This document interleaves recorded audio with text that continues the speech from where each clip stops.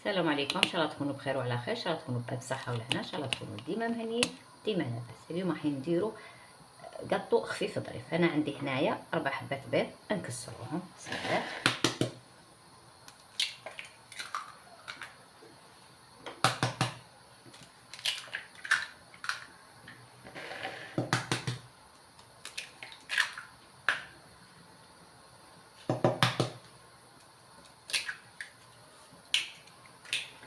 نزيدوا لهم كاس تاع زوج تاع السكر ونضربوا مليح،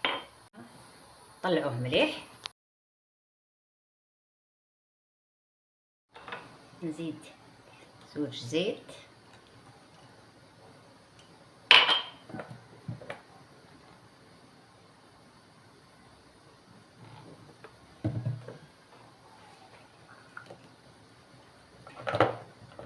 نضربها، نزيد لها لاغون تاع لافاني،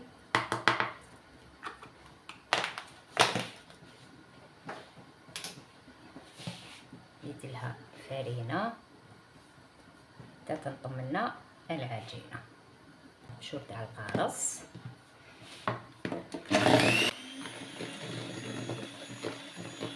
نزيد لها بشور الليمون،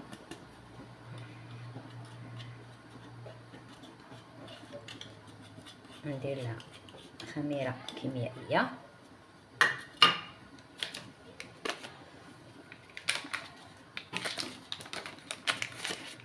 هيك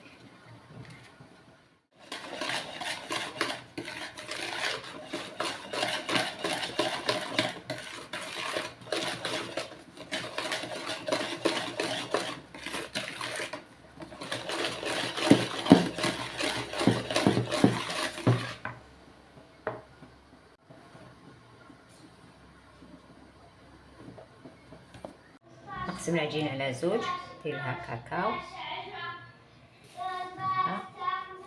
نخلطها، نشعل الفوق تاعي على 180 درجه يسخن مليح، نحط العجينه هنا نبسطها مليح، هيك بسطيها هكا، نزيدو ندير لها المعجون،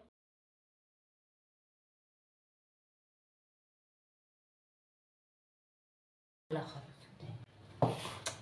بها فرشيطه هكا، ندير لها المعجون،